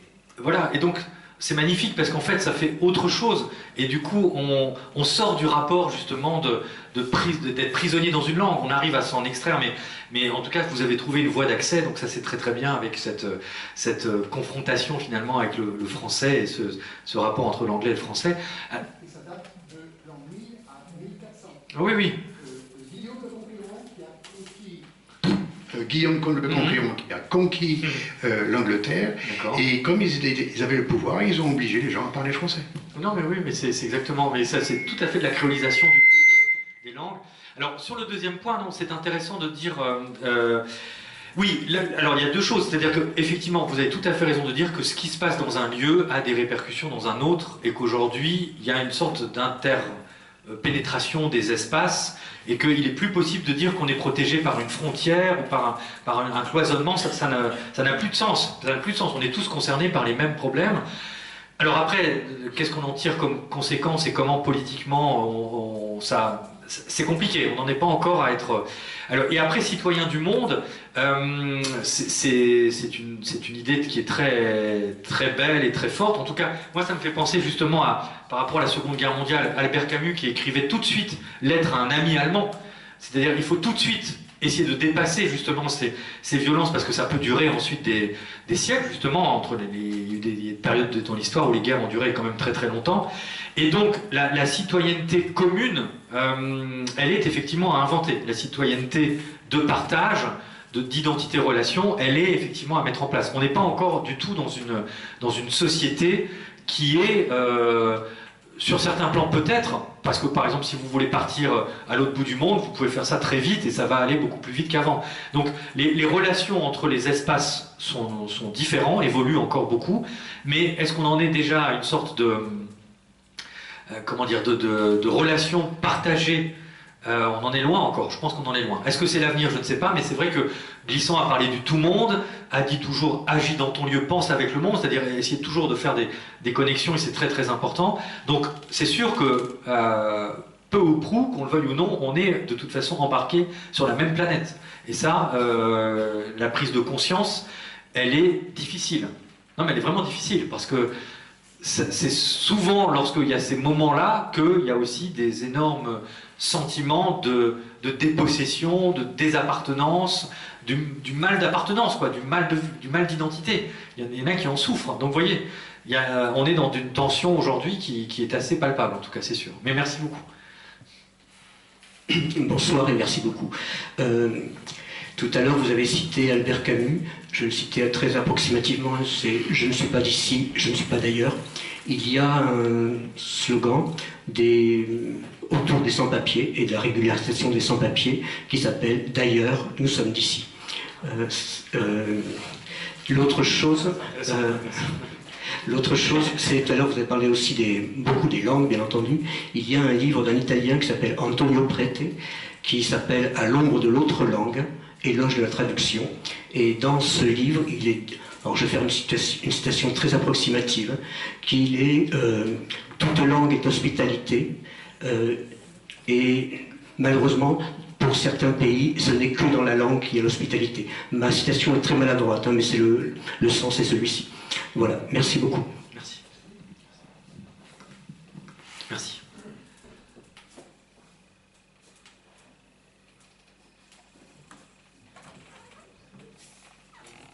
Y a-t-il d'autres... Oui, moi j'ai quelque chose à dire. J'ai quelque chose à dire. Non, j'ai quelque chose à dire. Tiret Marie. Oui, c'est bien. Hein.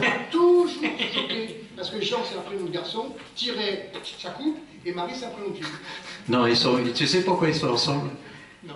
Parce que les deux derniers à être à côté du Christ. Voilà, c'est pour ça que Jean et Marie sont accolés. Voilà. Mais ça n'a rien à voir, je suis agnostique. Hein, non. Ce que je voulais compléter... L'un n'empêche pas l'autre. Non, voilà. Je voulais compléter quand même ce que tu disais tout à l'heure, c'est que ces échanges de mots en Europe, entre l'Allemagne, l'Angleterre, la France et même l'Italie, elle est venue des élites en fait. Elle venait de la noblesse, elle venait de la royauté, elle venait pas du peuple. Et je préfère des mots comme baragouiner, qui vient du breton. Bara, ça veut dire pain, et gouine, ça veut dire vin. Et les Bretons qui étaient pauvres à Paris, ils demandaient du pain et du vin. Donc ils parlaient breton, et ils baragouinaient. Et donc c'est un mot français, c'est un mot breton qui est venu en France. Et Rabelais, dont on a parlé, dans Gargantua, la gargante ici, si vous parlez occitan, c'est la gorge. Et Gargantua, donc c'est un mot occitan, vient d'un mot occitan. Et il y a plein d'autres choses, il y a des mots arabes bien sûr, en grande quantité en France. Voilà, donc ce sont ces mots qui sont bien plus créoles, participent pour moi beaucoup plus à la créolisation, parce qu'ils viennent du peuple, ils viennent de la base, et ils ont intégré la langue française comme le rap, comme le spam ou d'autres choses, ou même les SMS. Hein. Donc ça, je trouve qu'il y a une richesse et des inventions dans l'expression à travers les SMS qui font que pour un linguiste, c'est important de les examiner et de les prendre en compte. Le mot jazz vient du jasmin, du mot jasmin à cause de la cosmétique industrielle française en Louisiane. Et le mot blues vient de bluette. Donc, Arroba. C'est un nom français. Arroba. ça, je sais pas, oui. Ah, d'accord. Le A avec un rond et qui est dans la case du bas. Et c'est devenu arrobase, c'est un mot anglais.